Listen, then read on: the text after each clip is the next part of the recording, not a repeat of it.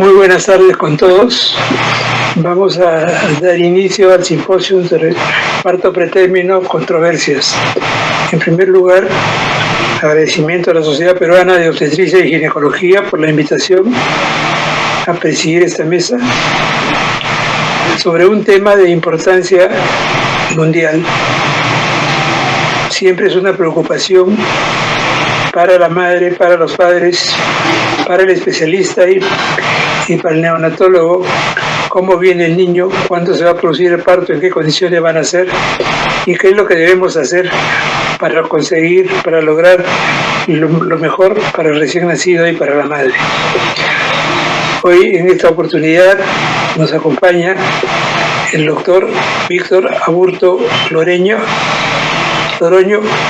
quien es ginecobstetra de la Universidad Nacional Mayor de San Marcos, es jefe quirúrgico de salud de Chincha, fellow del Colegio Americano de Ginecobstetricia y miembro asociado de la Sociedad Peruana de Obstetricia y Ginecología.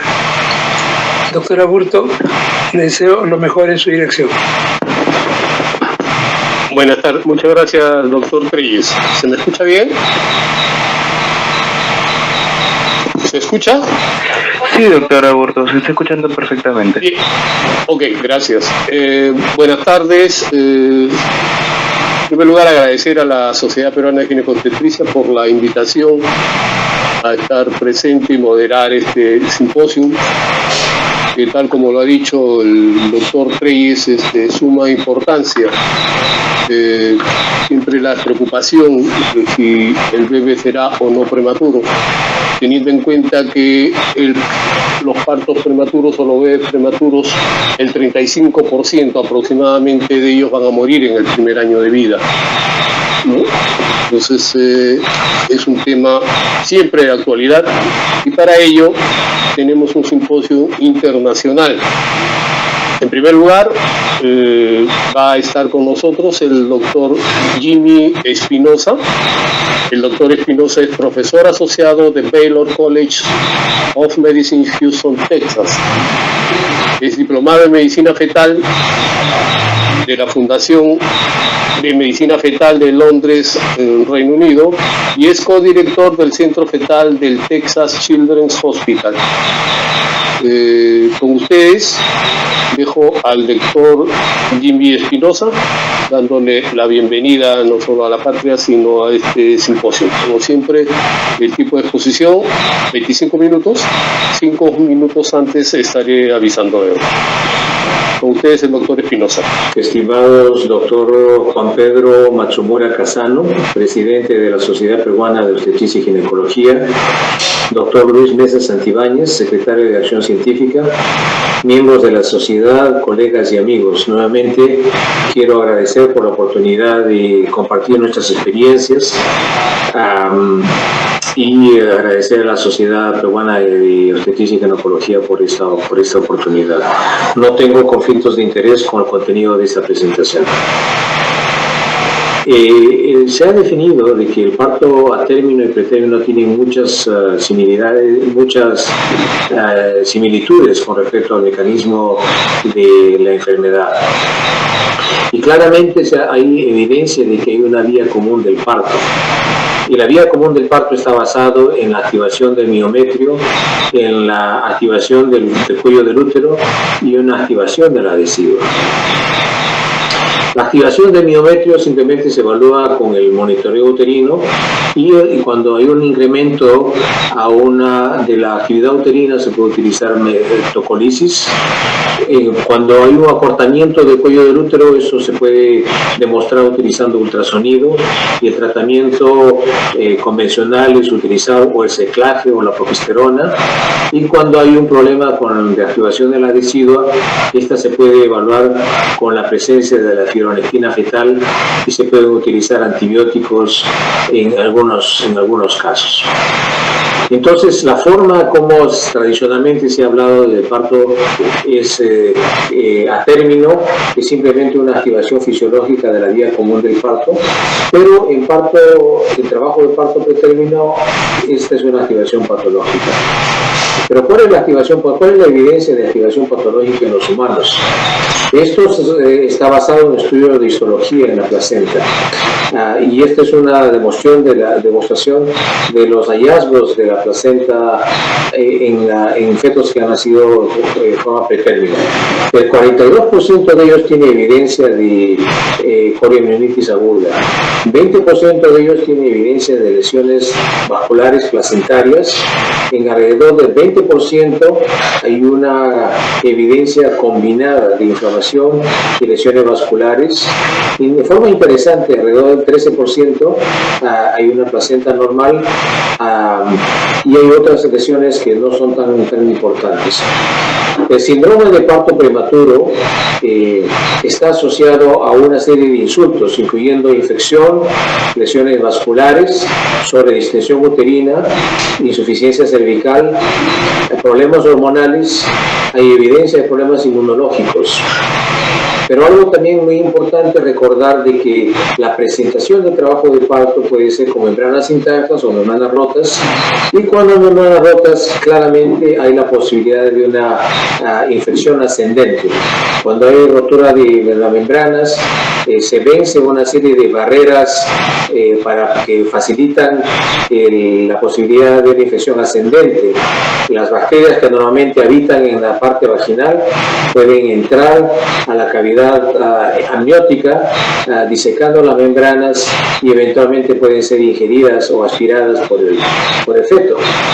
Y eso se sabe porque cuando uno compara la prevalencia de coriomionitis clínica, el 12% de las pacientes con parto pretérmino tiene evidencia de coriomionitis clínica, comparado con un 20% en casos de parto pretérmino. Hay consecuencias neonatales también que están asociadas a esto, y las consecuencias neonatales dependen de la edad gestacional. También puede estar asociado a un síndrome de distrés respiratorio del feto, y pueden haber complicaciones severas como la enterocolitis necrotizante, hemorragia intraventricular y sepsis. Esta es una gráfica que demuestra la prevalencia de estas complicaciones como distrés respiratorio, sepsis, hemorragia intraventricular, etcétera, de acuerdo a la edad gestacional. En el eje vertical viene la proporción de estos casos, y en el eje horizontal pueden ver la edad gestacional. Cuanto más temprano ocurre el parto, mayor es la prevalencia de estas complicaciones. Y esto va bajando a medida de que avanza la edad gestacional. Entonces esto es algo que es muy importante recordar. La infección intrauterina es frecuente, es subclínica, puede estar asociado a un problema de enfermedad fetal, puede estar asociado a un problema de inflamación en el feto, y además hay evidencia de que algunas de estas respuestas pueden tener en realidad una interpretación porque el bebé está tratando de salir de un ambiente intrauterino hostil. Cuando hay una rotura de membranas o cuando hay un trabajo de parto pretérmino, nuevamente hay una ascensión de los gérmenes que están en la vagina al útero y eventualmente a la cavidad intramniótica, la cual puede ser aspirada o deglutida en el feto. Y eventualmente pueden llevar a un síndrome de inflamación, un síndrome sistémico de inflamación en el feto. Este es un estudio ya publicado hace algún tiempo por el grupo de Nicolaides, donde ellos evaluaron 97 pacientes con rotura de membrana en los cuales demostraron de que el 31% tenían un cultivo positivo de líquido amniótico y una menor proporción, perdón, 2/3 tenían un cultivo negativo de líquido amniótico. Pero aquellos que tenían un cultivo positivo de líquido amniótico se les hizo una cordocentesis y el 33% de ellos tenían un cultivo positivo de sangre fetal. Entonces es importante de que no solamente cuando hay evidencia de gérmenes en la cavidad amniótica, puede haber también evidencia de gérmenes que están circulando en la sangre fetal.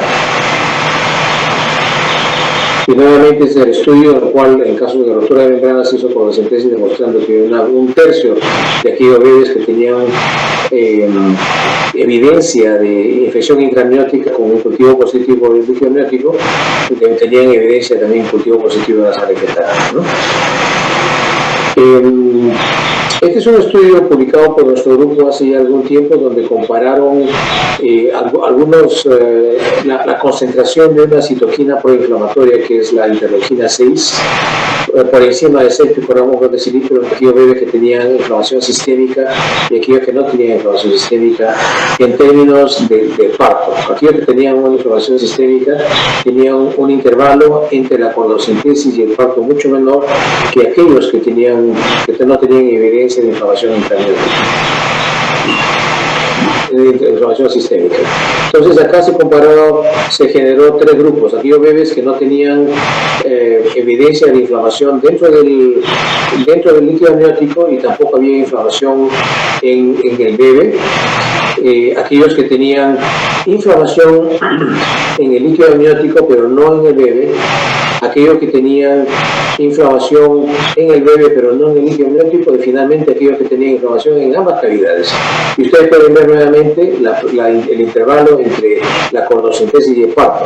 Aquellos que no tenían inflamación en el feto o en la cavidad amniótica, el intervalo de parto era 5 días, en el grupo subsiguiente era de 7, 1 día, y prácticamente en el peor grupo, en el cual había inflamación en la cavidad amniótica y en el feto, el intervalo de parto era mucho menor. Entonces, claramente está asociado la presencia o ausencia de inflamación en la cavidad amniótica o en el feto, está asociado a un menor intervalo entre la cordocentesis y el parto. Ahora, ¿por qué el feto podía inducir el parto prematuramente? Es porque claramente esto tiene un factor de sobrevida. Cuando el feto sale de un ambiente intrauterino hostil, probablemente tenga una mayor posibilidad de sobrevida, porque de otro modo el proceso inflamatorio va a continuar, ¿no? Entonces, porque este proceso inflamatorio puede dañar una serie de estructuras, incluyendo una serie de órganos, incluyendo las glándulas adrenales, el corazón, y también los pulmones, y así como la función renal, ¿no? Entonces, por ejemplo, acá está una diapositiva donde se compara la interleuquina 6, que es un marcador de inflamación, en aquellos bebés que tenían signos de inflamación y aquellos bebés que no tenían signos de inflamación. Y ustedes pueden ver que la prevalencia de estas complicaciones neonatales, como síndrome de distrés respiratorio, sepsis, sangrado intraventricular, leucomalacia periventricular, intraocolitis necrotizante, etc., la prevalencia de estas complicaciones es mucho mayor en aquellos bebés que sí tienen evidencia de inflamación en la circulación fetal. Y acá tenemos algo similar, donde se evalúa la probabilidad de morbilidad neonatal como función de la edad gestacional y la presencia de la interleuquina 6 en el plasma fetal. Ustedes pueden ver acá en la gráfica aquellos bebés que no tenían inflamación sistémica y aquellos bebés que sí tenían inflamación sistémica, y de acuerdo a cada una de las edades gestacionales ustedes pueden ver que la posibilidad de morbilidad severa en el neonato es mucho mayor cuando hay inflamación severa comparado cuando no hay inflamación severa, independiente de la gestacional. Por ejemplo, podemos ver un bebé que ya ha nacido la semana 28. La prevalencia de morbilidad severa es como de 0.6 cuando no hay inflamación sistémica, pero es prácticamente 0.8 cuando hay inflamación sistémica. Entonces, la inflamación sistémica claramente es un marcador de que hay un mayor riesgo de daño de los órganos fetales, ¿no? Y estos daños pueden incluir la leucomalacia periventricular y otros órganos. Lógicamente, la fisiopatología de la leucomalacia periventricular es por un efecto inflamatorio directo, ¿no? O sea, el germen que ha entrado en la cavidad abdominal ha sido absorbido o deglutido por el bebé, y esto puede generar una respuesta inflamatoria, incluyendo algunos citoquinas como el factor de necrosis tumoral, la cual podría dañar el cerebro fetal. Hay, por ejemplo, evidencia de lo mismo desde el punto de vista histológico. Fonicitis es la inflamación del cordón, y acá es un estudio donde compararon la prevalencia de fonicitis en bebés que tenían parálisis cerebral y los que no tenían parálisis cerebral. Aquellos que tenían parálisis cerebral, el 75% de ellos tenían evidencia de inflamación en el cordón, comparado con un 22% de aquellos que no tenían inflamación en el cordón, ¿no? Y acá hay evidencia de que el feto claramente respira el líquido amniótico, y esa puede ser una de las formas como los gérmenes pueden ganar acceso al sistema, a los órganos fetales, ¿no? Nuevamente, esto es otra comparación, pero de displasia broncopulmonar, como función de edad gestacional y los niveles de interleuquina 6 en el plato fetal. Entonces, para cada una de las edades gestacionales, cuando hay inflamación fetal, la posibilidad de displasia broncopulmonar es mayor, independientemente de la edad gestacional. Lógicamente, a menor edad gestacional, mayor el riesgo de displasia broncopulmonar, pero además, si a eso se agrega la inflamación sistémica, hay una mayor posibilidad de displasia broncopulmonar. Nuevamente, como ejemplo, podemos poner un bebé que ya nació a 28 semanas, la posibilidad de displasia broncopulmonar es 0.5, si es que no hay inflamación sistémica, pero probablemente va a ser alrededor de 0.7, si es que hay inflamación sistémica. Entonces, nuevamente, la infección intraamniótica puede llevar a daños sistémicos como la leucomalacia periventricular, como una enfermedad crónica del pulmón, como la displasia broncopulmonar, ¿no? Hay otros insultos que pueden llevar al parto prematuro. Hay evidencia de lesiones vasculares, por ejemplo. Estas son algunos de los resultados de histología en la placenta. Se ha demostrado que muchos de estos pacientes que han salido en forma prematura en la placenta, se puede encontrar trombosis de las arterias en el lado fetal, en los vasos residuales, y a veces también se puede encontrar infarto de la placenta. La sangre, el sangrado durante el embarazo también puede ser una indicación de una infección subclínica. No solamente puede ser una representación de un desprendimiento de placenta crónico, puede ser también una evidencia de infección. Entonces, el sangrado puede llevar a una debilidad de las membranas, y hay una evidencia de que la trombina, que está participando en los mecanismos de coagulación, también pueda contribuir a los daños también participa de los mecanismos de enfermedad del parto prematuro. Esto de acá es una comparación de la actividad uterina en aquellos bebés esto es un estudio en animales a término, en los cuales se les inyectó sangre intraamniótica 0.5 y sangre heparinizada en animales embarazados, ¿no? Y cuando se inyecta la sangre total, hay mayor posibilidad de incremento en la actividad uterina comparado con aquellos en los cuales se heparinizó. Y lógicamente la heparina elimina el efecto de la trombina. Entonces, no solamente es el efecto de la sangre, sino también algo que está en la sangre, probablemente la trombina, que aumenta la actividad contractil en el útero. Y esto es lo mismo que se demostró en otro estudio, donde demostraron justamente el efecto de la trombina en la actividad contractil miometral.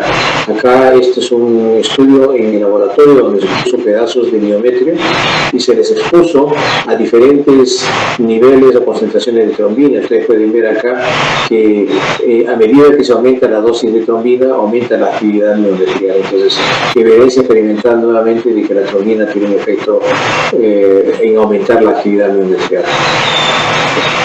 Hay otros insultos que están asociados al síndrome de parto prematuro, incluyendo la sobredistensión uterina, y esto claramente ustedes están familiarizados con la asociación de una mayor posibilidad de parto prematuro en gestación múltiple, así como en polidramios. de forma muy breve, insuficiencia cervical. También hay una asociación clara entre, por ejemplo, la exposición a algunos efectos medicamentos teratogénicos como el dietilestempistrol, cuando hay lógicamente una conización, cuando hay evidencia de insuficiencia cervical que puede estar asociado a una mayor posibilidad de parto prematuro. Y como ustedes saben, de que la longitud cervical se evalúa de forma muy fácil utilizando el ultrasonido. Hay diferentes puntos de corte, hay gente que ha utilizado la definición del cuello corto utilizando un punto de corte de 1.5 milímetros, otro grupo utilizan 2 o 2.5, dependiendo de la población. Por ejemplo, hay gente que utiliza en embarazos múltiples el punto de corte 2.5, pero en muchos centros acá utilizan 2 o 1.5 o 2 centímetros, 1.5 a 2 centímetros de longitud cervical como punto de corte para definir un cuello corto. Por ejemplo, en la diapositiva del lado derecho de la diapositiva sería un cuello corto. Hay evidencia hormonal, lógicamente, en el síndrome de parto prematuro, y este ya es un estudio clásico con respecto al rol de la progesterona como mediador de parto pretérmino, ¿no? Esto fue un estudio controversial en 64 mujeres embarazadas por debajo de 5 semanas, en las cuales ellas estaban pidiendo ligadura tubaria y además había evidencia de embarazo. Un grupo hay un grupo de control que sería simplemente ligadura tubaria, un grupo en los cuales se le hizo ligadura tubaria y se le removió el cuerpo lúteo. Había otro grupo que se le hizo la ligadura tubaria, se le removió el cuerpo lúteo y además se le agregó progesterona para reemplazar el efecto del cuerpo lúteo en mantener la placenta a través de la progesterona. Y lo que demostraron era, acá por ejemplo, este es un grupo en el cual solamente se hizo la ligadura tubaria, y este es otro grupo en el cual se les hizo la lutectomía, y buena cantidad de estas pacientes perdieron el embarazo después de la lutectomía. Y este es un grupo en el cual, en azul, en el cual se les hizo la ligadura tubaria, la lutectomía, y se les dio progesterona, y la mayor parte de ellas no tuvo el aborto, ¿no? Entonces, una demostración controversial, sin embargo, contundente de que la progesterona tiene un valor importante en el mantenimiento del embarazo. Nuevamente, para repetir este gráfico, en morado tenemos el grupo de control, en el cual solamente se le hizo la ligadura tubaria. Este grupo en rojo y en naranja, aquellos en los cuales se les hizo la ligadura tubaria y la lutectomía, y la gran mayoría de ellos perdió el embarazo. Y luego grupo en azul, en los cuales se les hizo la ligadura tubaria, lutectomía, pero además se les dio progesterona, y la progesterona hizo que no perdieran el embarazo. Entonces, la conclusión de este estudio fue que la progesterona es indispensable para el embarazo normal, y el retiro de la progesterona es un prerequisito para la terminación de un embarazo normal. Evidencia inmunológica del parto prematuro incluye de que hay evidencia de que la hipersensibilidad tipo 1 puede estar presente en el útero. Entonces, se tiene que, para la evidencia que se necesita para hipersensibilidad tipo 1 es la presencia de un alérgeno, el reconocimiento de la producción de inmunoglobulina E, la reexposición al alérgeno, la degranulación de mastocito y la respuesta clínica, ¿no? Por ejemplo, en pacientes asmáticos, del asma, rinitis, etc., ¿no? Entonces, hay evidencia de que hay mastocitos en el mioletrio, o sea, hay las células que pueden facilitar la respuesta inmunológica del mioletrio. Entonces, durante el embarazo, en el útero hay todas las condiciones para una hipersensibilidad tipo 1. Por ejemplo, han demostrado que se puede demostrar la presencia de ácaros en el líquido amniótico y en el cordón umbilical. Entonces, muchos de los efectos o agentes ambientales pueden entrar en la cavidad, en la unidad uteroplacental. Este es un estudio hecho en cobayos, en los cuales a 19 cobayos embarazados se les sensibilizó con homoalbúmina y 32 no estaban sensibilizados. A los que no estaban sensibilizados se les expuso, un grupo de ellos se les inyectó suero salino y otros se les inyectó homoalbúmina, ¿no? Entonces acá la forma como se verifica la sensibilización es de acuerdo a la reacción en la piel. En la parte derecha, en la parte izquierda hay un cobayo no sensibilizado, en el cual se le expuso a la homoalbúmina, y en la parte de la derecha usted puede ver una reacción eritematosa en el cobayo sensibilizado a la homoalbúmina. Y esta es una gráfica importante donde ustedes pueden ver tres grupos. Si ustedes ven mi puntero, este grupo era el grupo de cobayos sensibilizados, en los cuales se les expuso a la homoalbúmina. Como no estaban sensibilizados, no hubo problema. Este grupo del medio era un grupo de cobayos sensibilizados a los cuales se les inyectó simplemente suero salino. Pero este otro grupo de la derecha era el grupo de cobayos embarazados sensibilizados a los cuales se les expuso a la homoalbúmina, a pesar que estaban sensibilizados. La gráfica, la parte de la derecha indica la duración del embarazo en días, y la parte de la izquierda los grupos, lógicamente. Ustedes pueden ver que la duración del embarazo fue menor en aquellos cobayos que fueron sensibilizados a la homoalbúmina y fueron expuestos nuevamente a la homoalbúmina. Muchos de ellos dieron a luz o parieron antes que los dos grupos de control. Entonces, esta es una revisión que demuestra claramente la asociación entre todos estos insultos de infección, insultos vasculares, sobreextensión uterina, insuficiencia cervical, hormonal y inmunológica asociados con el síndrome de parto prematuro, ¿no?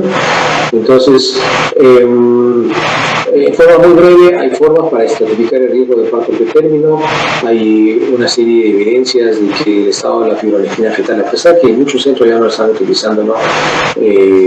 Pero sin embargo tiene cierto valor clínico, o claramente muchos centros utilizan la longitud cervical para identificar a aquellos pacientes que tienen un mayor riesgo de parto prematuro.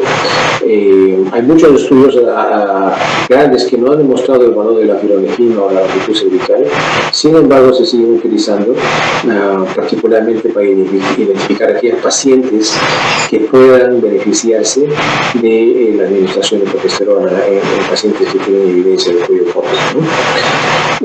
Algo que de todas maneras es importante es que, por ejemplo, ambos, la fibronectina fetal como la longitud cervical, tienen un valor predictivo negativo alto, pero el valor predictivo positivo es muy bajo.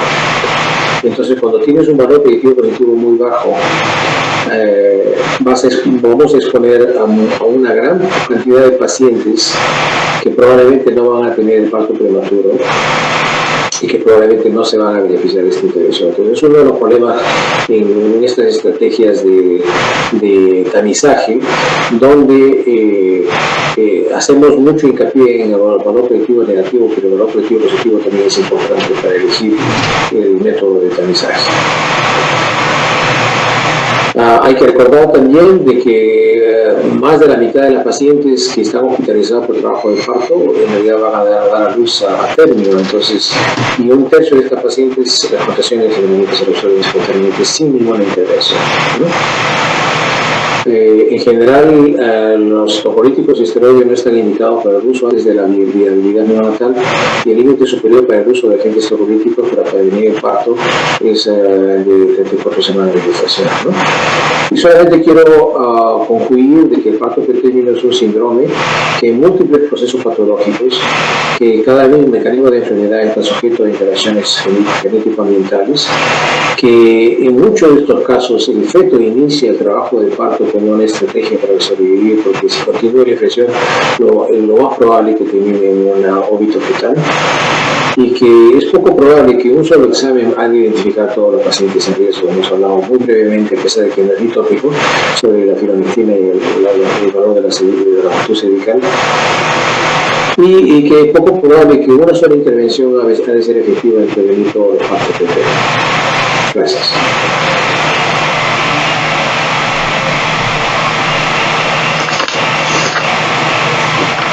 Aló. Muchas gracias, doctor Espinosa. Excelente su charla, muy clara. Nos ha ayudado bastante a recordar esta patología. Como sabemos, las preguntas van a ser al final del simposio. Ahora tengo el gusto de dejar con ustedes al doctor Omar Yanque Robles. El doctor Yanque es médico asistente del Departamento de Ginecología y Obstetricia del Hospital Rebagliati y encargado de la unidad de investigación del departamento.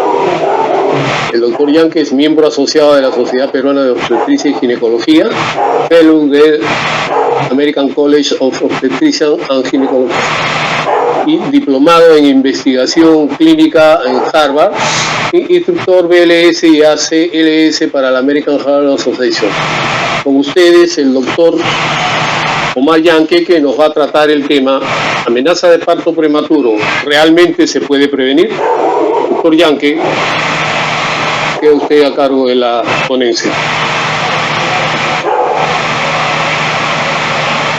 Bien, buenas tardes. Primero que nada, agradecer a todos ustedes por escuchar la ponencia y por compartir estos momentos con todos nosotros. Agradecer a la Sociedad Peruana de Obstetricia y Ginecología por la invitación y por el gran esfuerzo que está realizando para poder organizar este evento que usualmente era presencial, pero ahora por temas de la pandemia lo hemos logrado hacer virtual. Y saludar a todos los médicos que están en los hospitales peleando aún en esta pandemia y rendir un homenaje a toda su familia y a todos ustedes por la gran labor. El tema que me ha tocado el día de hoy conversar es sobre la amenaza de parto prematuro y si es que realmente existe este diagnóstico. No tengo ningún conflicto de interés para declarar para esta exposición en particular. Sabemos que el parto prematuro es un problema de salud mundial. Sabemos que existen básicamente dos entes que van a tener problemas durante esta patología. Una es la mamá y otro definitivamente es el recién nacido. Y quizá el recién nacido es aquel que mayor compromiso tiene y que se lleva de esta enfermedad, llevándolo a la muerte y a una morbilidad neonatal que ya todos ustedes conocen. Sabemos también que el doctor Roberto Romero muy bien ha explicado que este parto prematuro se debe de ver como un síndrome, pero que tiene muchas causas y que poco a poco vamos a ir logrando desenmascarar cada una de ellas y poder dar solución a cada una de ellas. Lo que también sabemos es de que actualmente estamos manejando fenotipos de parto prematuro. Y cuando hablamos de fenotipos de parto prematuro, debemos de hablar del fenotipo de parto prematuro espontáneo, que es quizá el que más nos interesa el día de hoy. Un fenotipo que se acompaña o que se precede de una ruptura prematura de membranas.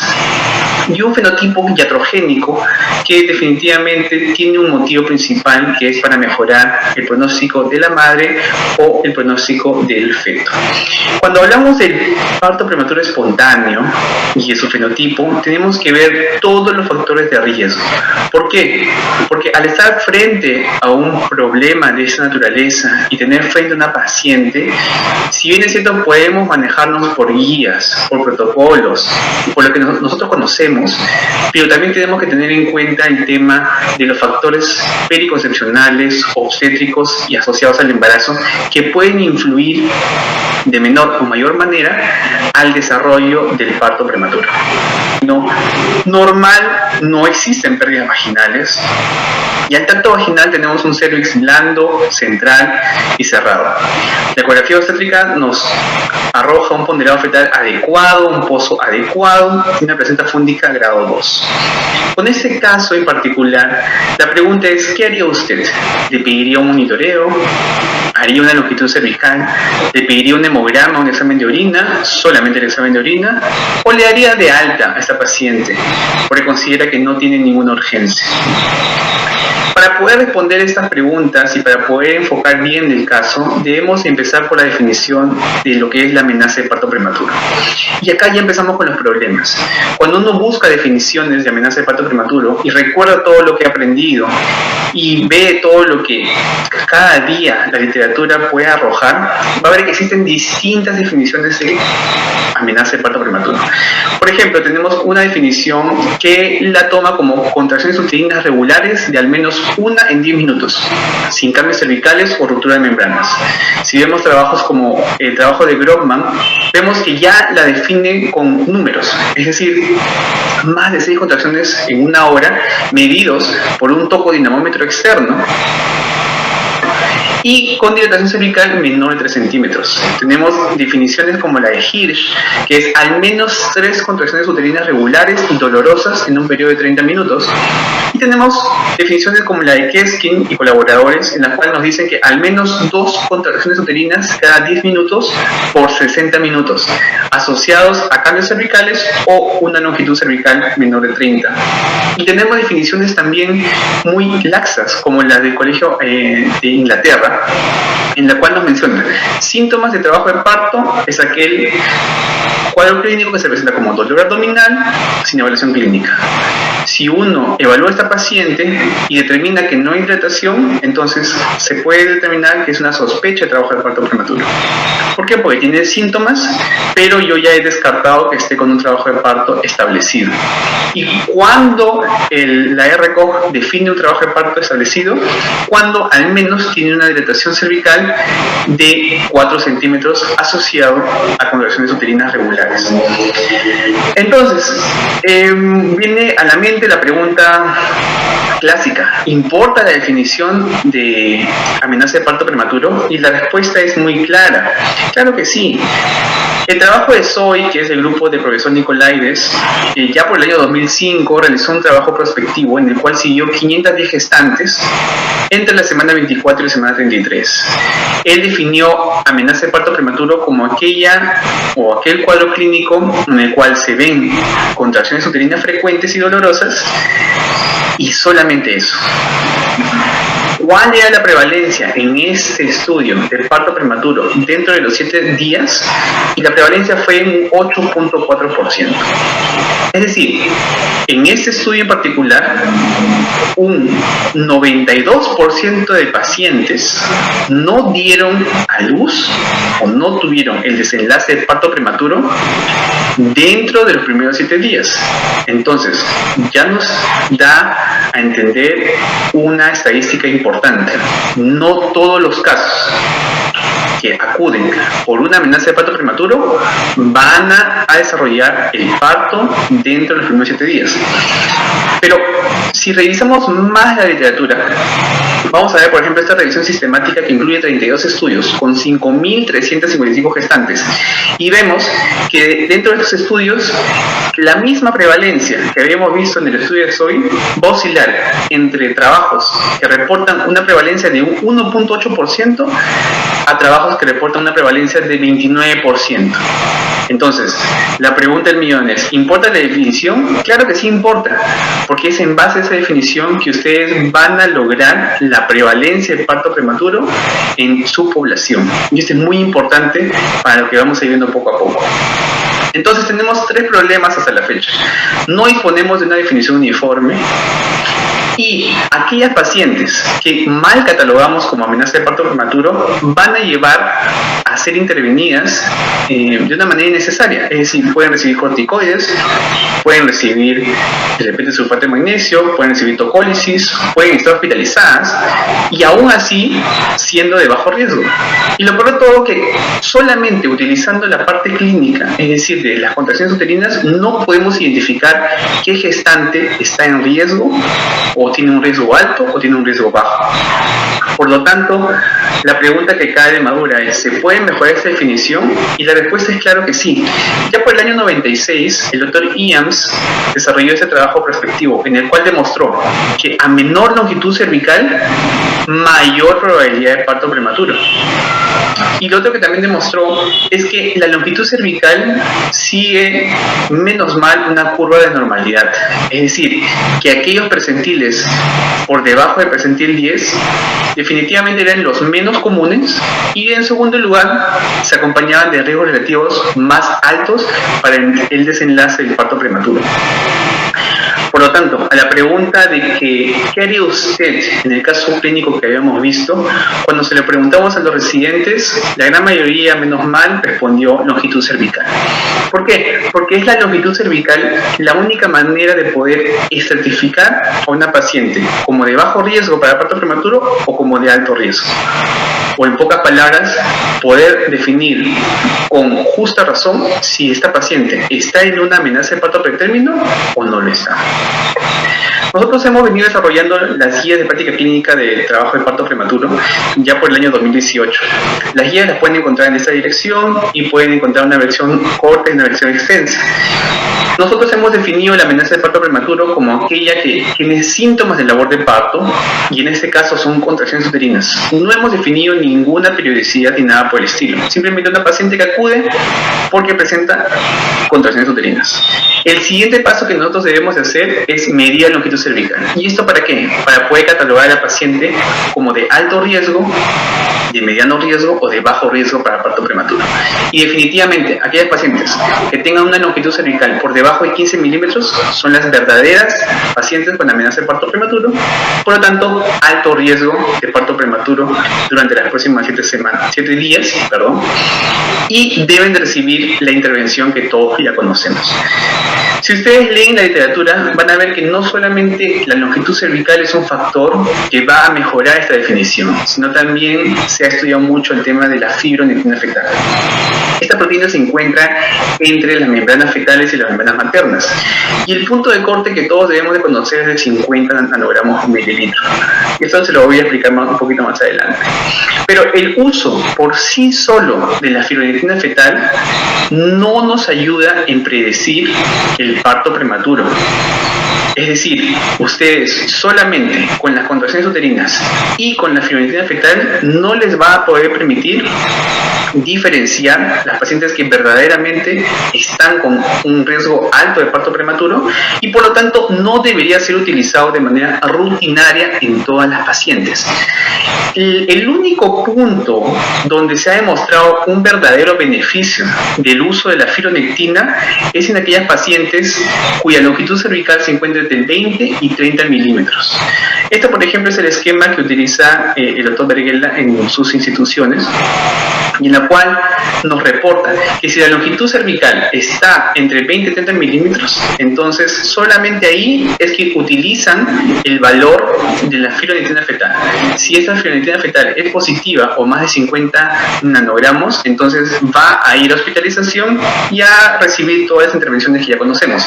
Pero si es negativa, entonces hay una baja posibilidad de parto prematuro en las próximas semanas, por lo que recomienda siempre dar el alta, y si el cuadro clínico sigue, repetir las mediciones de longitud cervical y repetir todo el examen físico que hemos venido realizando. ¿Existen otros biomarcadores que no sean la fibronectina? Y la respuesta es sí. Afortunadamente, la fibronectina fetal hay dos maneras de poder conseguirla. Una manera que es cualitativa, en la cual simplemente te dice positivo o negativo y el punto de corte es 50, y la otra que es cuantitativa, en la cual ya se ha venido trabajando bastante con el tema de que a mayor cantidad de fibronectina fetal, mucho mayor el riesgo de parto prematuro dentro de los próximos 7 días. Si bien es cierto, su sensibilidad y especificidad no son tan buenas, quizá lo que más nos ayuda de todos los test bioquímicos que ustedes ven acá es el alto valor predictivo negativo. Y este alto valor predictivo negativo lo que nos va a ayudar es a discriminar quién no va a tener este evento, que es en ese caso el parto prematuro. Sin embargo, recordemos que para ustedes poder catalogar valores predictivos negativos dependen de un valor, que es la prevalencia de la enfermedad. Por lo tanto, si ustedes definen muy bien sus pacientes, es probable que les saquen el mayor beneficio a estos test bioquímicos o a cualquier intervención que ustedes puedan solicitar en sus pacientes. Lo único malo de estos test es que, por ejemplo, cuando existe sangre dentro de la cavidad vaginal, su rendimiento cae enormemente. Entonces, de estos 3 test, generalmente la fibronectina fetal y el factor similar a la insulina, entonces van a necesitar espéculo y es necesario una intervención mucho mayor. Es quizá a veces incómodo para las pacientes y, por ejemplo, la fibronectina fetal no debe tener ningún tipo de antecedentes de relaciones sexuales ni sangre para que pueda ser adecuada la interpretación. En cambio, lo que antes se conocía como el AmniSure, que es el nombre comercial, una de las ventajas es que no necesita espéculo para poder ser utilizado y comparte un valor predictivo negativo aceptable dentro de todo el grupo. Sin embargo, esos test bioquímicos no son perfectos y no pueden ser utilizados en todas las pacientes. Las consideraciones especiales que debemos de tener para el caso de la longitud cervical, y que es algo muy importante, son las siguientes. Por ejemplo, vamos a ver en este caso en particular cómo mide la longitud cervical un grupo de ginecólogos de Italia. Y en realidad podemos ver que la característica principal de la longitud cervical es empezar a encontrarlo e identificarlo, y que inclusive no guarda relación con casos con longitudes cervicales elevadas. Lo otro que también nosotros hemos venido observando muy a menudo es el tema de estas sustancias hiperecogénicas que son móviles y que se acumulan como una especie de sarro en el líquido amniótico de las pacientes. Esto de aquí ya ustedes lo conocen, que es el famoso slash. ¿Y qué cosa hacer con este slash? Entonces, esa es la pregunta del millón. ¿Se debe de hospitalizar? ¿No se debe hospitalizar? Y la respuesta es que sí, estas pacientes deberían de entrar a las unidades de medicina fetal para poder obtener muestras de este slash y poder intentar cultivar y determinar el verdadero motivo de por qué es que existe esa sustancia dentro del líquido amniótico. Estos videos son de un caso clínico muy particular del grupo chileno, en el cual determinaron que para este caso en particular, esta paciente que tuvo un diagnóstico de coriamnionitis y que se logró aislar este slash, logró cultivar Candida albicans. Por lo tanto, una infección intraamniótica no es exclusiva de las bacterias, ni de los virus, sino también de los hongos. Entonces, es necesario poder tener todos los ojos puestos sobre nuestra paciente, y si bien es cierto, el tema actual y el tema que hoy estoy compartiendo con ustedes es el de la amenaza de parto prematuro y de poder identificarla, poder catalogarla y poder manejarla, debemos recordar siempre que lo más importante en estos casos es buscar la causa. Vamos a ver otro caso clínico, y que en realidad es el mismo caso clínico, solamente que le hemos cambiado una parte muy importante, que es la del tacto vaginal. En el tacto vaginal de nuestra paciente, que es una primigesta de 30 años, que se le pone dura la barriga, que tiene signos vitales normales, que tiene todo dentro de lo normal, tiene una dinámica uterina de 2 en 10, con 2 cruces de intensidad, de un tacto vaginal de 4 centímetros, incorporado 80%, y una altura de presentación en -3, que baja a -2. La pregunta que se les hizo a todos los residentes en su momento fue: ¿qué haría usted con esta dilatación y con este cuadro clínico? ¿Le haría tocólisis o la dejaría en evolución espontánea? Una tercera parte votó por la tocólisis, pero la gran mayoría de residentes votaron por evolución espontánea. Y esto es algo que hay que rescatar. No todas las pacientes, inclusive con dilataciones que ustedes consideren avanzadas, van a dar a luz dentro de las próximas 48 horas. Por lo tanto, es necesario poder cubrir a estas pacientes con las intervenciones que ya conocemos para el parto prematuro y que pueden tener cierto beneficio neonatal. Entonces, cuando revisamos la literatura y vemos tocólisis en trabajos de partos ya avanzados, vamos a ver, por ejemplo, este caso en particular, en el cual 297 pacientes fueron, por así decirlas, randomizadas.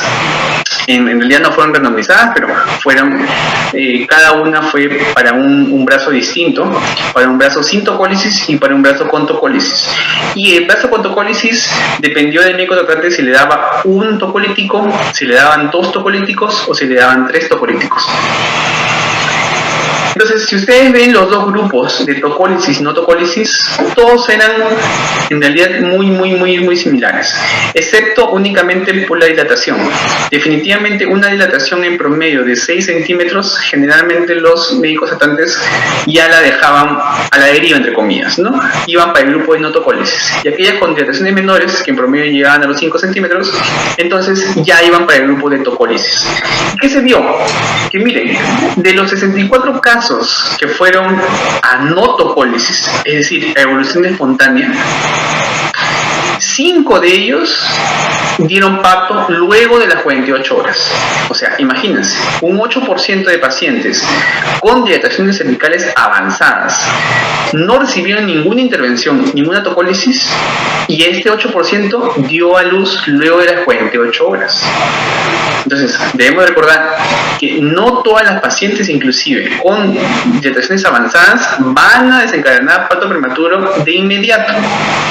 Igual, si recibieron un tocolítico, de estos 123 casos, 24 pacientes no dieron a luz durante las primeras 48 horas. O sea, llegó a un 20%.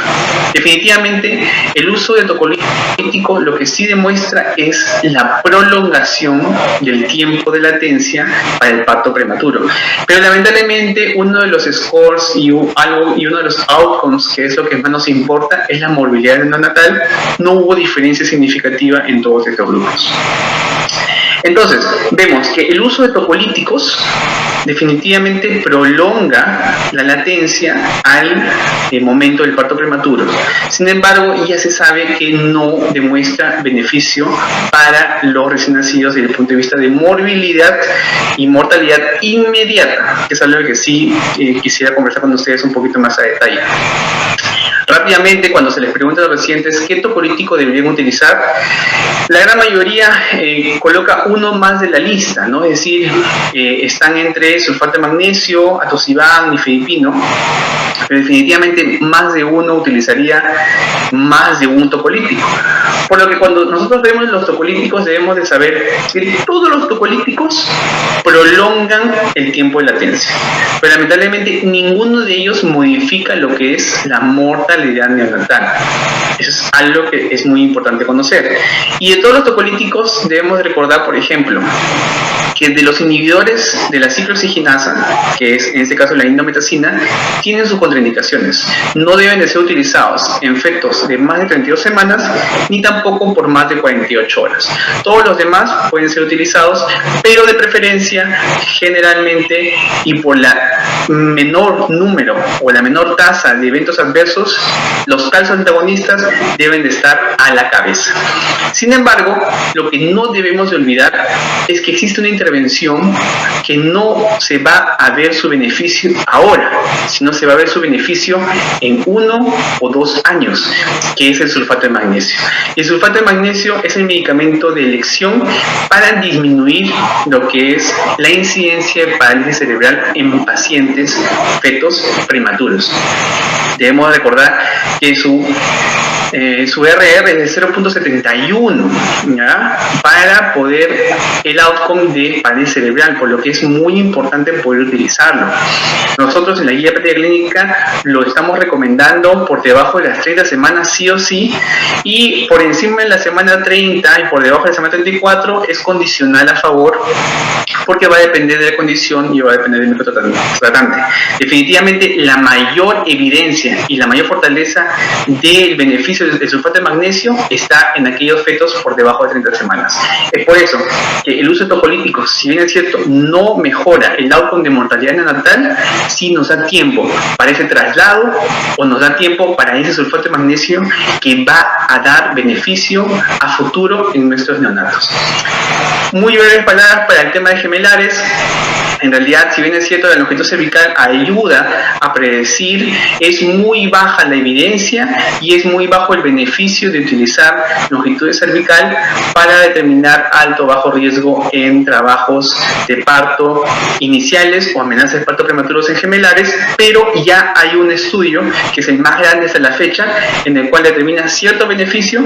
Por lo tanto, ese beneficio nos basta y debemos de manejar también a nuestros pacientes gestantes gemelares con una longitud cervical adecuada. Repetir corticoides es un tema muy controversial. Sin embargo, todo el pool de estudios que se han hecho han logrado ver de que en realidad no existe, no hay diferencia. Es decir, no es que sea peor colocar un corticoide de refuerzo para estos casos, por lo que su uso podría ser, entre comillas, beneficioso para el tema de distrés respiratorio, pero lo que sí se ha visto definitivamente es que no hay, existe una disminución del ponderado fetal en pacientes que han recibido dosis múltiples de corticoides. Terapia de mantenimiento, definitivamente la progesterona es la cabeza de la topólisis de mantenimiento y debemos de dejar de utilizar el nifedipino horario y rotar a la progesterona para terapia de mantenimiento. El futuro, poder utilizar elastografía automática, ya se están haciendo los estudios para poder agregar un valor más, longitud cervical y el nivel de si es que es muy duro o es blando el cuello, para poder predecir mucho mejor el tema del parto prematuro. Y finalmente, los mensajes para la casa son usar la longitud cervical y, si es posible, la fibronetina fetal para definir y poder estratificar el cuadro de las pacientes. Usar topólisis en caso de gestantes con síntomas de parto prematuro y alto riesgo. Usar la neuroprotección fetal para casos de parto prematuro inminente o parto en menos de 24 horas y edades gestacionales de preferencia menor de 30 semanas. Y usar la terapia topolítica de mantenimiento con la progesterona. Finalmente, es importante que cada uno de ustedes realice auditoría del manejo del parto prematuro en sus instituciones para solamente así poder mejorar. Finalmente, el referirnos al parto prematuro como una condición única que puede ser predecida por un solo test y prevenida por una sola intervención es un concepto totalmente errado, que ha resultado en expectativas no realistas y un nihilismo terapéutico que sigue hasta el día de hoy. Gracias por su tiempo y sigan disfrutando del Congreso. Muchas gracias, doctor Yanque. Felicitaciones por su exposición, como siempre excelente. Y a continuación, siguiendo con el desarrollo de este simposio, tenemos el gusto de dejar con ustedes al doctor Paulino Vigil de Gracia.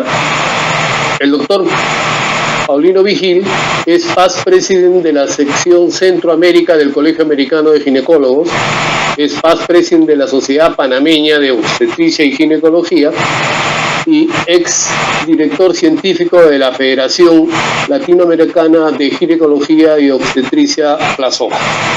El doctor Vigil nos va a hablar de cuello corto y predicción de prematuridad. Doctor Vigil, queda usted con la audiencia. Hola, ¿cómo estás?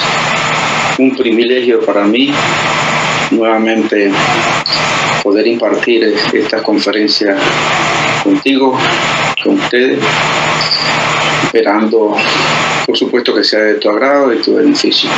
Como siempre, agradecer a los organizadores por invitarme y darme la oportunidad de compartir con ustedes. Vamos a buscar la conferencia. Dame un segundo. Muy bien. Entonces, en esta ocasión vamos a hablar sobre este concepto de prematuridad y cuello corto. Vamos a enfocarnos a este concepto de la ayuda o la predicción que podemos generar con el cuello corto medido ecográficamente. Vamos a reconocer algunas cosas que sabemos de la prematuridad, como por ejemplo de cada año cerca de 15 millones de niños en el mundo nacen en forma prematura. Eso es impresionante, la prematuridad mundial. Y de hecho es la segunda causa de muerte directa en niños menores de 5 años. Por ende, con estos dos datos, disminuir la prematuridad es una de las metas más importantes de la medicina hoy día, a lo que tendríamos que enfocarnos en gran parte de las investigaciones de los ginecobstetras. Este concepto que lo deben tener muy claro, la definición, hablamos de embarazo de 41 semanas y más como postérmino, y el embarazo de término, que sería ese embarazo entre las 37 y 41 semanas, pero el Colegio Americano además subdivide estos embarazos de término en 3 grupos, siendo el de 40 a 41 semanas en estos días de término tardío, ese que se pasó entre un día a 7 días, el de término, que es el que todos debiéramos buscar, 39 a 40 semanas en esos 7 días, pero también hay un embarazo de término precoz, que es el embarazo entre 37 y 39 semanas, esos 15 días. Los nacimientos aquí, a pesar de ser de término, generan ciertos trastornos que repercuten en la salud de estos bebés nacidos en edad gestacional. Por supuesto, entonces debemos procurar que los embarazos de término, 39, 40 semanas. Y si hablamos de pretérmino, entonces también conocemos el late preterm o pretérmino tardío, que es embarazo entre las 34 a 37 semanas, que hoy día sabemos que tiene enormes repercusiones desde el punto de vista de salud de los bebés que nacen en esta edad gestacional. Y el pretérmino tradicionalmente conocido es embarazo 24 a 34 semanas, hablando del punto de vista de viabilidad, pero la viabilidad puede cambiar en cada región, hospital o país. Entonces, con respecto al impacto, la frecuencia varía también por área geográfica. Por ejemplo, en Europa, un reporte del año 2014 habla que hoy día 6 al 8% de los nacimientos son menores de 37 semanas, prematuros. En Estados Unidos también ha oscilado en los últimos años entre 11 a 12%, 11.3, 11.7% actualmente, de nacimientos menores de 37 años. Y en Latinoamérica y el Caribe los porcentajes varían entre 15 a 17% de los nacimientos. Es un porcentaje que es casi el triple de lo que es en Europa, un poco más de lo que es en Estados Unidos. Sin embargo, alarmante comparándonos con las otras áreas, muy similar a lo que es África. Entonces, esto para tener una idea de lo que representa el nacimiento prematuro en términos generales. Ahora, ¿qué ha hecho la obstetricia? ¿Qué ha hecho la ciencia llamada obstetricia para abordar esto? Bueno, a pesar de los avances, los nacimientos pretérminos, como ya les mostré, no han disminuido y hay indicios de que puede incrementar. Incluso si somos estrictos con el diagnóstico, va a haber una mayor captación y probablemente los números sean mayores a los que creemos o que dominamos actualmente. ¿Qué ha pasado entonces? El diagnóstico y tratamiento está basado en una inadecuada o incorrecta literatura y evidencia. Eso es el primer punto que yo pudiese rescatar. Hemos manejado mal la literatura sobre prematuridad, la evidencia que hemos manejado no es la correcta y esto ha llevado a que desafortunadamente no logremos lo que quisiéramos con respecto a disminuir la prematuridad. Y aquí 2 puntos a resaltar. Primero, la prevención se ha enfocado enorme en el tratamiento de la labor de parto pretérmino. Es decir, cuando la paciente arranca contracciones uterinas, evitar esas contracciones, ahí se han enfocado por décadas los estudios. Y esto parece no ser lo correcto. En otras palabras, si ya arrancó el trabajo de parto, es muy difícil, poco probable que usted logre uterinar a esa paciente. Y eso es cierto.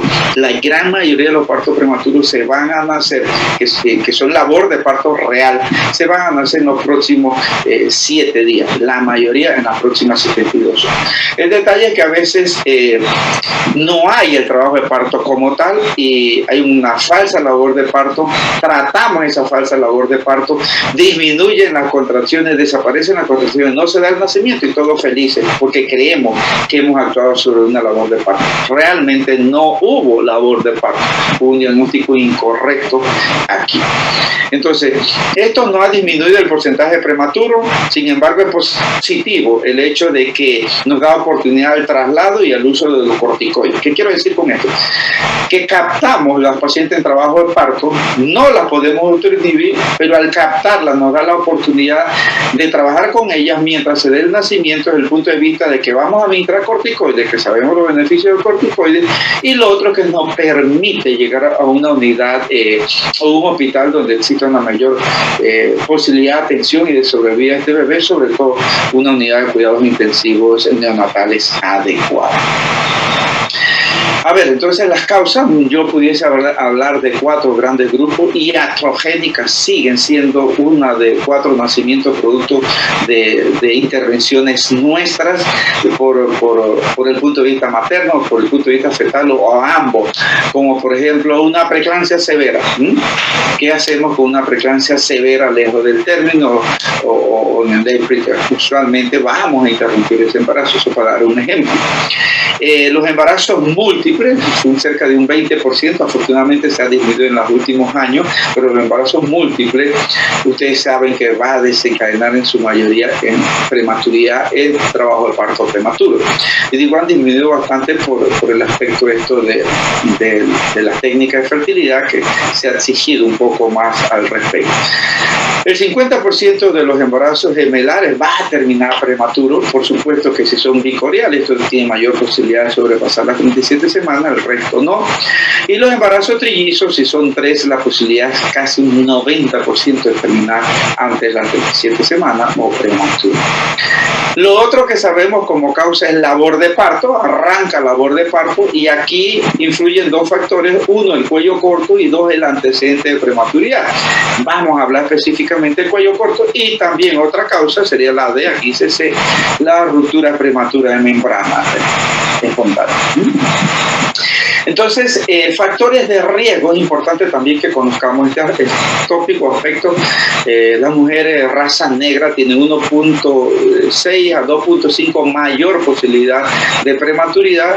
El tener un parto prematuro previo también tiene una posibilidad de 1.5 a 2 veces mayor. Y aquí el cuello corto, medido sobre todo entre las 18 y 24 semanas, vean ustedes, si tenemos un cuello menos de 2.5 centímetros, 25 milímetros, la posibilidad es 25 a 30% de parto, pero a medida que baja esa longitud, menor de 15 milímetros, la posibilidad hasta un 50% de parto. De eso vamos a hablar ya. Pero hay otros factores de riesgo como las infecciones de vía urinaria, el fumar, los pesos extremos, obesidad o muy bajo peso, la fertilidad asistida, enfermedad periodontal, depresión materna, en fin, hay una gran cantidad de factores que debemos identificar con la historia clínica para poder actuar sobre la posible prematuridad. Insistir en este aspecto de predicción, la historia clínica, como ya les dije, es necesario, y podemos identificar factores de riesgo para ese embarazo. Estamos descartando, por supuesto, la primigesta, es decir, estamos buscando antecedentes en otros partos anteriores o embarazos anteriores. Fibrometría fetal, que se ha estudiado muchísimo, sobre todo valores superiores a los 50 nanogramos. Sensibilidad y valor predictivo positivo extremadamente bajo. Hay muchísimas dudas, o yo diría grandes dudas, sobre el real beneficio de la fibronectina. Y lo otro, un poco más reciente, la longitud cervical, como ya les mencioné, menos de 25 milímetros o 2.5 centímetros. Hay algunas dudas, vamos a hablarla. Hay costo, porque esto representa un costo hacerlo, y se requiere de pericia, es decir, de buena técnica, de un médico preparado para hacer esta medición de la longitud cervical. Este es un estudio al cual me quiero referir. Es un estudio publicado en la revista Junior American Medical Association en marzo 14 del 2017. Es un estudio relativamente reciente, donde se evaluaron pacientes primigestas. Entonces se evaluaron pacientes primigestas y se usó la estrategia de medir el cuello en esta paciente desde X cantidad de semanas, ya se los voy a explicar, hasta que se diera el nacimiento, y usar la fibronectina fetal. Ya les resumo, no voy a hablar de eso, pero la fibronectina es muy mala como predictor o utilidad en determinar riesgos de parto prematuro en primigestas.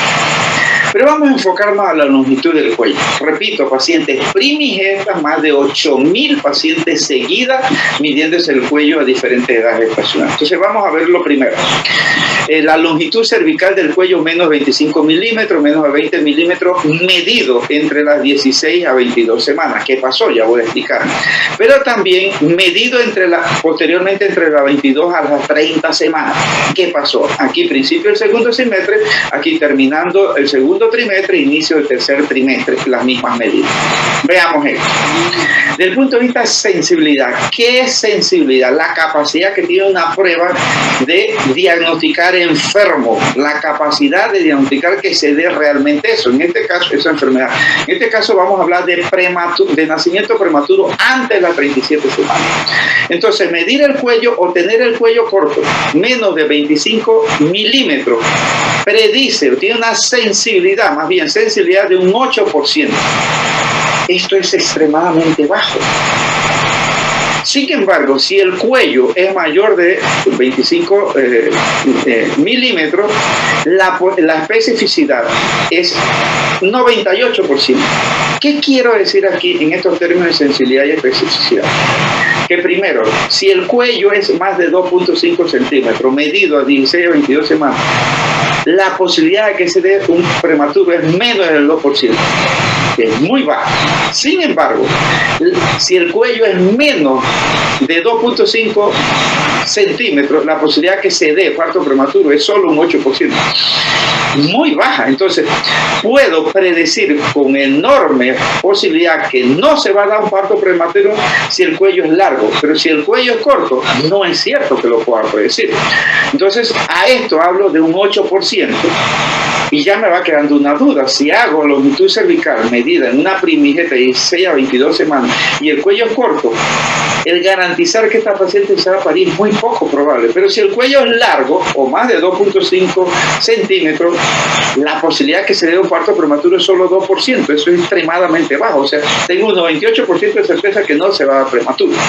Entonces, avanzamos a un valor predictivo positivo. Si el cuello es corto, solo puede predecir entre 16 y 22 semanas un 16% de los partos prematuros. Si el cuello corto, como instrumento usado así, no es bueno. Y vean ustedes el likelihood ratio positivo, que es la capacidad que tiene una prueba, ya metiendo la sensibilidad de especificidad junta, en predecir que algo va a ocurrir. Si usamos el cuello corto, la posibilidad también es muy baja. Lo ideal es tener 7 a 10, siendo 10 lo máximo. Pero vean ustedes, ni siquiera llega a 4.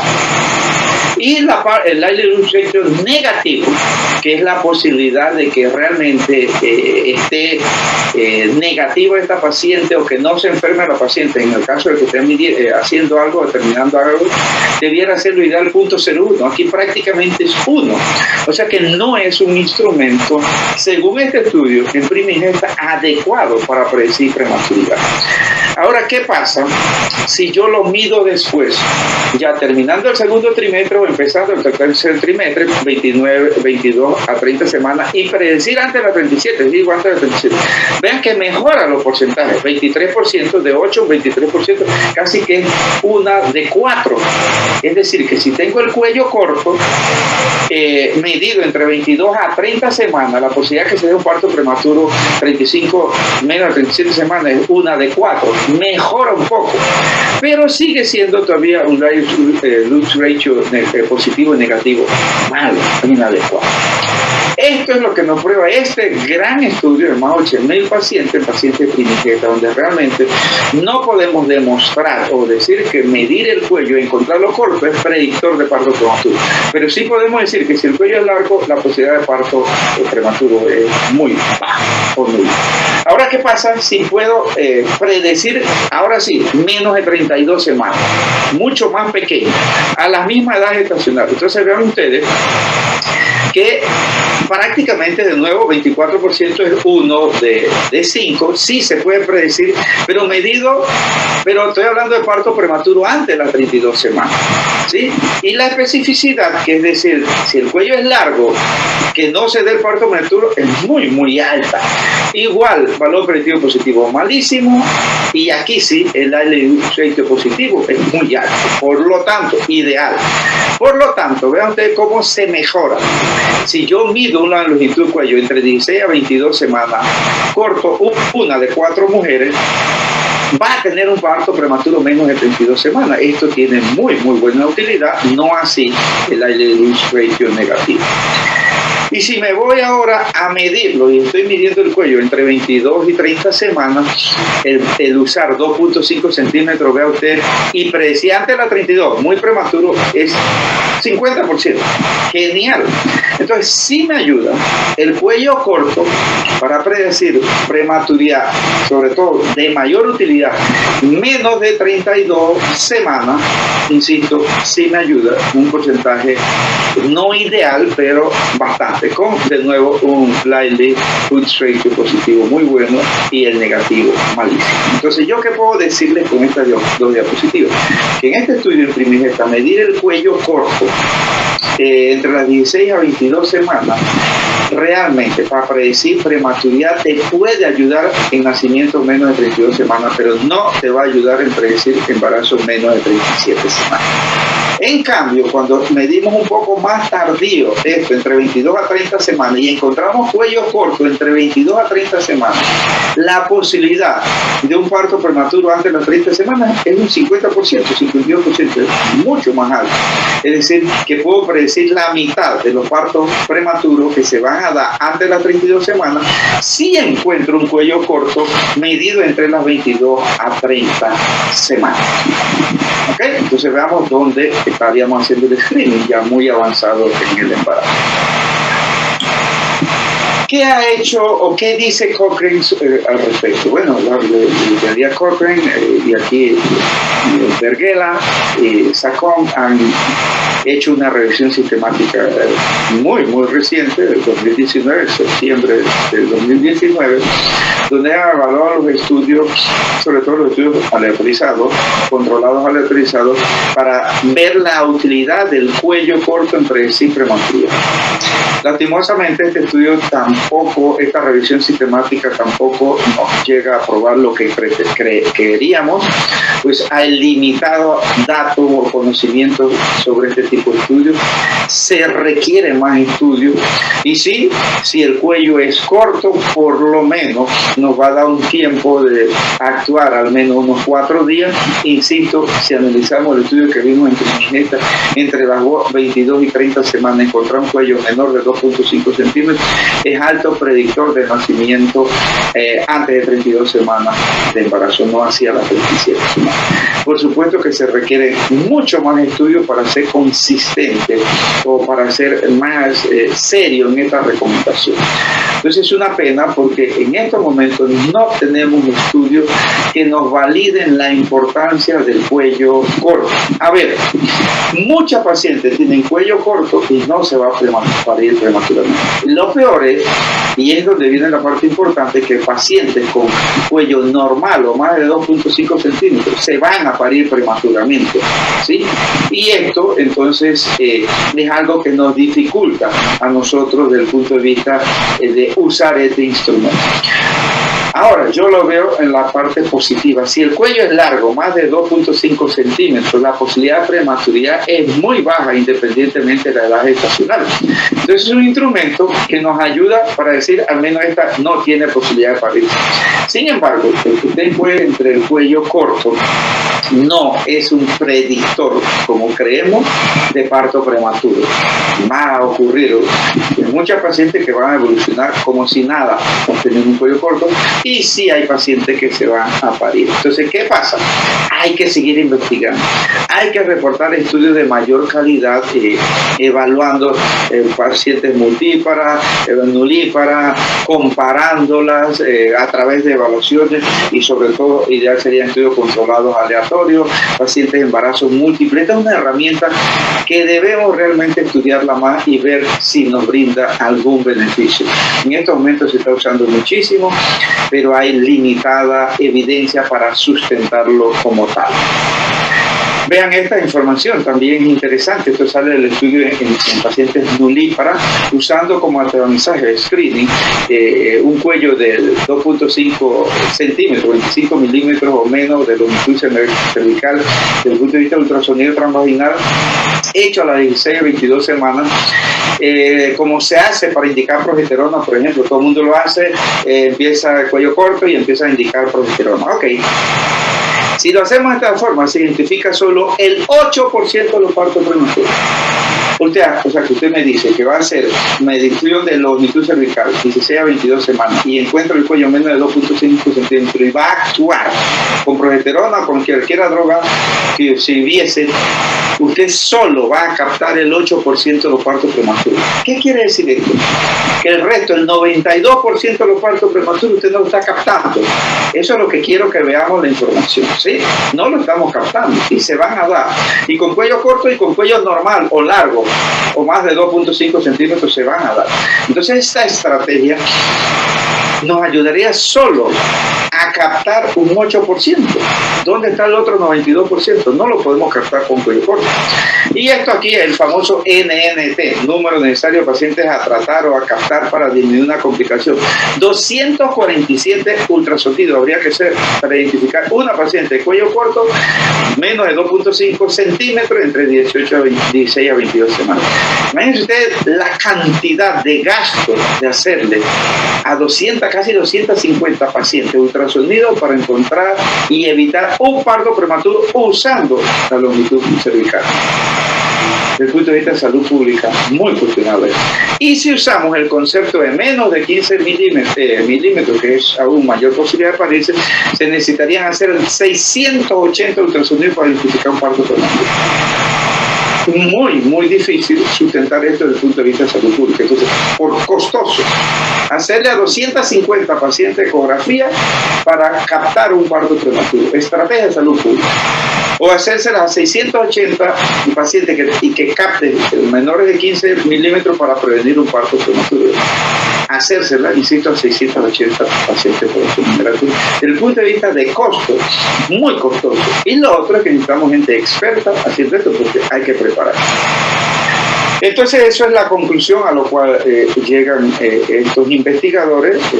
Vean ustedes, 9.410 pacientes desde un principio, esto ya yo lo expliqué, pero ellos concluyen el significado para ellos de este estudio es que el screening universal, rutinario, usando ultrasonido transvaginal para medir la longitud cervical, y en este caso también hicieron cuantificación de fibronectina, o ambas, no predice exactamente la posibilidad de un subsecuente o un parto prematuro más adelante. Y por lo tanto debería no ser usada de rutina en casos clínicos, en la práctica clínica, en pacientes nulíparos. Esta es la conclusión a la cual llega este estudio. No es útil. Se predice muy poco parto prematuro, que es el objetivo final, y no debiera ser en pacientes nulíparas algo rutinario en la práctica clínica. Esa conclusión es la que llega a este estudio, y si vieron la revisión sistemática de Cochrane, es exactamente lo mismo. En resumen, terminando, la disminución de la prematuridad es una tarea pendiente para los obstetras. Se sigue investigando y necesitamos seguir investigando este tópico porque aquí no lo hemos logrado. Y el cuello corto contribuye a prematuridad, sin duda. Sin embargo, es de muy poca utilidad saberlo. El que yo lo sepa y decir que la paciente tiene cuello corto y se va a parir, no es cierto, como se lo acabo de probar. Pero se van a parir algunas, sí. Sin embargo, no es predictivo.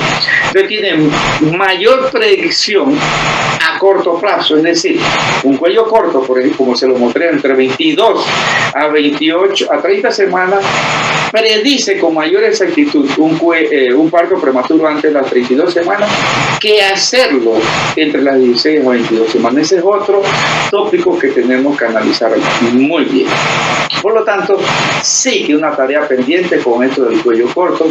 Yo no estoy de acuerdo que deba hacerse de rutina a todas las pacientes el cuello, la longitud del cuello, porque realmente no es una herramienta útil, pero si entre las 22 y 28 semanas, 30 semanas se pudiese hacer por otra evaluación y sumar esta evaluación aquí, no está de más. Y si usted es obsesivo y lo hace siempre, bueno, también es importante que si el cuello está largo, más de 2.5 centímetros, la posibilidad de parto prematuro es muy baja. Pero recuerde que lo que estamos buscando es predecir prematuridad.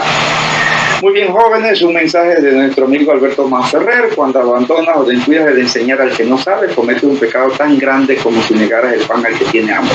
Hay que reproducir los conocimientos, son valiosos y son necesarios para que pasen de generación en generación y para que más pacientes y población se vean beneficiadas. Nuevamente me despido de ustedes, un privilegio, un placer compartir con ustedes estas conferencias y esperando, insisto, que le haya sido de utilidad. Muchas gracias, doctor Paulino. Excelente su charla, como siempre. Felicitaciones. Y ahora, por favor, los tres doctores, vamos a, en aras del tiempo, dadas las preguntas, vamos a hacerles una pregunta del auditorio a cada uno de ustedes dentro de las varias preguntas que nos han hecho llegar. Para el doctor Espinosa tenemos aquí una pregunta. ¿Es lo mismo enfocar a una paciente que yo encuentro con cuello corto pero sin contracciones regulares que aquella paciente que tiene un cuello corto y además contracciones? No sé si me pueden escuchar, ¿me pueden escuchar? ¿Me han escuchado?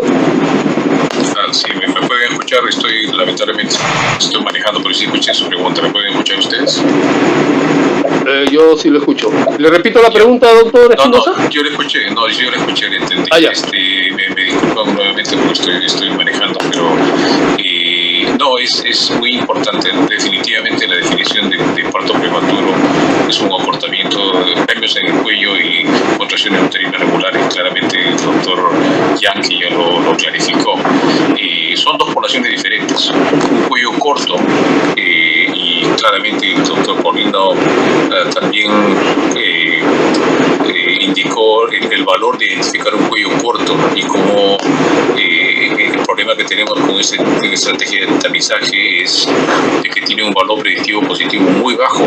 Entonces solamente quería agregar a lo que decía el doctor Paulino, de que cuando uno tiene un test de tamizaje con un valor predictivo muy bajo, vamos a exponer una gran proporción de pacientes que no van a tener la complicación, y eso se aplica a cualquier complicación del embarazo. Entonces no tiene sentido utilizar un método que tiene un valor predictivo muy bajo, porque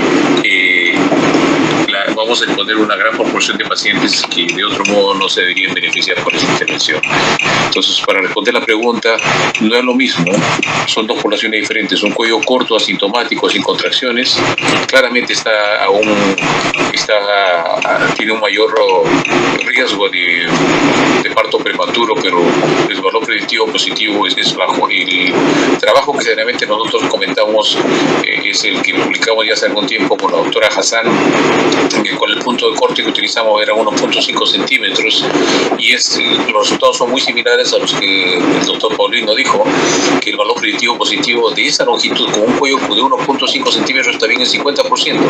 El 50% de las pacientes con un cuello corto de 1.5 centímetros van a dar a luz antes de la semana 32. Entonces el 50% no. Entonces inclusive con un cuello tan corto como eso, la mitad de las pacientes no van a dar a luz. Así que yo totalmente de acuerdo con lo que dijeron los otros ponentes de que tenemos muchas limitaciones en la estrategia que tenemos nosotros utilizando no solamente la longitud del cuello, sino también el valor de la fibronectina, o la combinación de ambos, que tienen un valor predictivo muy bajo. Lógico, con un cuello corto y con síntomas, eso es por definición parto prematuro, amenaza de parto prematuro, siempre y cuando hay un patrón de contracciones regulares, por lo menos 3 contracciones en 10 minutos. Okay, muchas gracias, doctor Espinosa. Doctor Yankee, aquí hay unas preguntas para usted que las vamos a juntar en una con varias subpreguntas. Dice así: a los pacientes con dinámica uterina franca pero sin dilatación y con cuello mayor de 15 a 20, entiendo que usted no las hospitaliza. ¿Le da algún medicamento? Ok, buena pregunta. En realidad, nosotros no hospitalizamos a pacientes con cuellos más de 30 milímetros, igual damos sintomáticos. Sin embargo, en nuestra realidad no tenemos a la mano la fibronectina fetal. La guía de práctica clínica que realizamos, colocamos un punto de corte de 15 milímetros y diferenciamos esta población de 15 a 30 para que el médico tratante considere necesario iniciar toda la secuencia de tratamiento de APP y poder efectivizar una referencia o poder iniciar algún tipo de manejo, pero esto básicamente queda mucho a criterio del médico tratante, ¿no?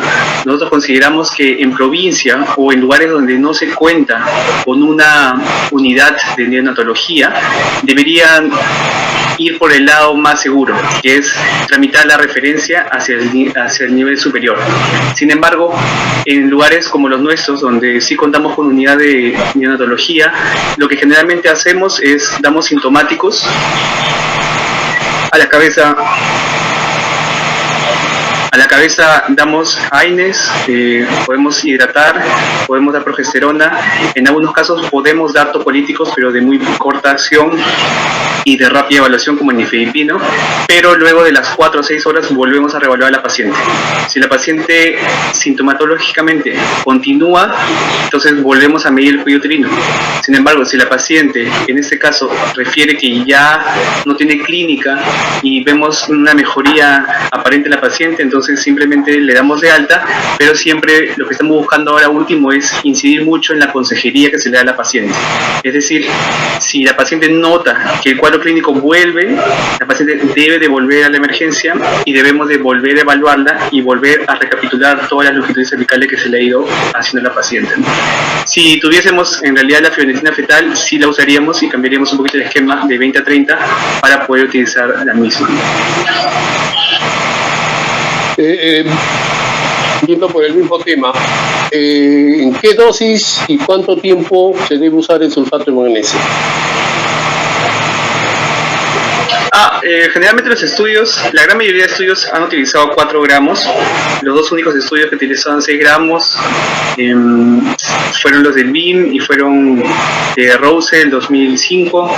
Sin embargo, nosotros utilizamos la dosis estándar, que es la de la gran mayoría de trabajos, que es 4 gramos, y lo manejamos igual que la clave azul, ¿no? Debemos de recordar que, si bien es cierto, el sulfato de magnesio está comprobado de que tiene beneficio para la neuroprotección fetal, no se sabe todavía la dosis ideal ni la dosis adecuada para poder dar ese beneficio. Sin embargo, lo que se sabe es que aún con dosis bajas de sulfato de magnesio, el efecto está presente. Por lo tanto, no justificamos el uso de dosis muy elevadas, sobre todo porque recordemos que el sulfato de magnesio necesita toda una vigilancia hacia la mamá casi extrema, ¿no? Entonces, para evitar intoxicación y para evitar efectos adversos no deseados en la mamá, generalmente utilizamos la dosis más baja, que en este caso es la misma de la clave azul, que es 4 gramos como dosis de ataque en 20 minutos y 1 gramo por hora. Y ahí sí va a depender del médico tratante. En nuestra institución generalmente va a las 24 horas, pero tranquilamente podría ser utilizado hasta las 12 horas, porque el efecto de acumulado de 16 gramos de sulfato de magnesio versus 54 gramos de sulfato de magnesio, en realidad aparentemente no hay diferencia significativa en el outcome que queremos de neuroprotección fetal. Ok, y además, para culminar sobre este aspecto del sulfato, ¿se puede usar concomitantemente el sulfato de magnesio y el nifedipino? Sí, no hay ningún problema. Simplemente cuando nosotros utilicemos o asociemos 2 tocolíticos o más, siempre hay que tener a esta paciente en constante vigilancia, ¿no? Colocarle un monitor y estar pendiente de ella, ¿no? Afortunadamente no hemos tenido ningún caso en el cual hayamos visto alguna complicación de los tocolíticos. Más que nada, hemos visto que las pacientes a veces se complican, ya punto aparte en el tema de la preeclampsia, cuando utilizamos de repente sulfato de magnesio, nifedipino, en el contexto de una paciente preeclámptica, pero en pacientes con APP o con trabajo de parto prematuro no hemos visto ninguna complicación, al menos de efectos adversos. Okay. Doctor Paulino, ¿se encuentra todavía por ahí?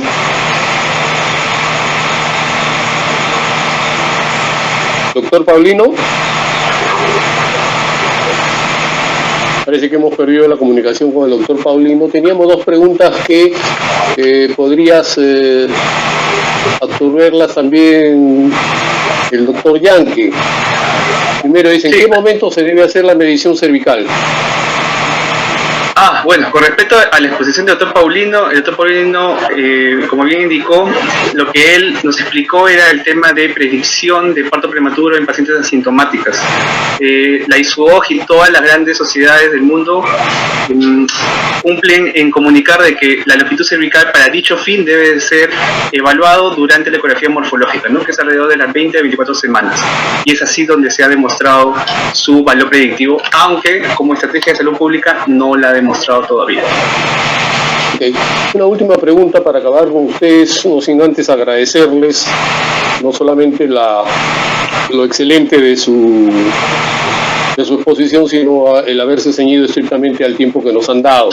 Y la última pregunta que quería hacerles es el cerclaje. Ya está el doctor Espinosa con nosotros también. ¿El cerclaje ha perdido indicación en el manejo del parto prematuro? Si todavía la tiene, ¿en qué momento o en qué paciente se puede realizar cerclaje? Doctor Espinosa.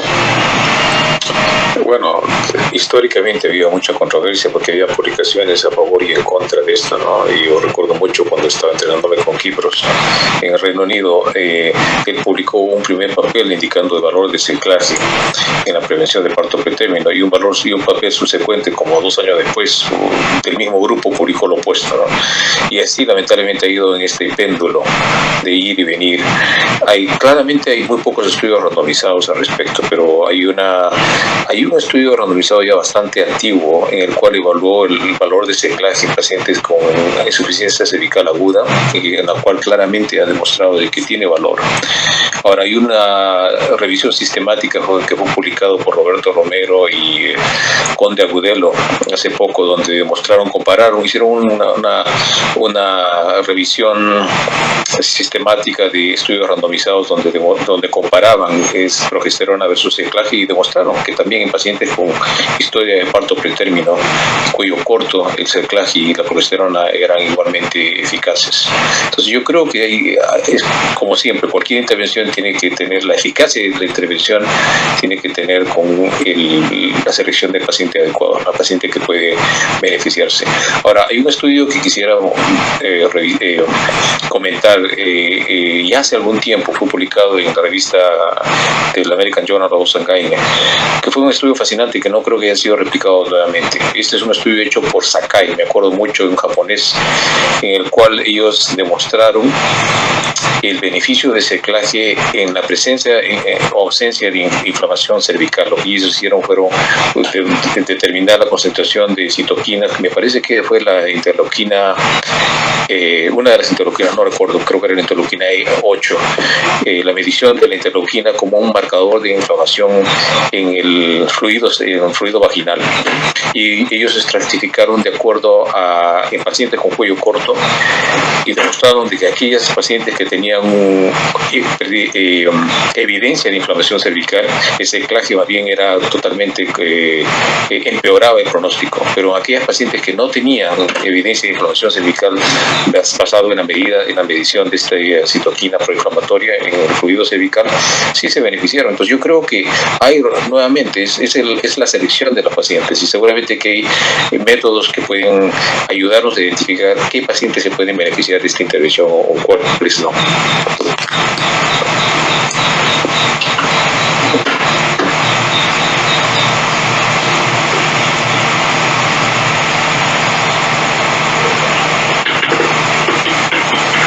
Este es un interesante simposio que, como ven, si bien es cierto, nos hace recordar mucha de la historia del estudio del parto pretérmino, no nos termina de aclarar todo. Nos dice que hay una serie de factores de riesgo, que los elementos que tenemos para diagnosticar y para predecir su presencia no son los mejores y que no es único, sino que es la confluencia de varios de ellos para llegar a lograr el éxito. Esto nos deja al final con una lección. La paciente obstétrica es una paciente que viene completa, como digo yo, viene con todo lo que trae de por sí como su naturaleza, la influencia del medio ambiente, su ambiente social, psicosocial, a la cual tenemos que estudiar y en quien tenemos que pensar todas las posibilidades de diagnóstico de acuerdo a cómo se presenta. Tenemos todavía mucho que estudiar, mucho que aprender, y eso es lo primero que tenemos que recordar ante cada paciente. A nuestros ponentes, muchas gracias por la excelencia de sus exposiciones. A ustedes, gracias por su paciencia y continuemos disfrutando de este congreso. Muchas gracias. Gracias.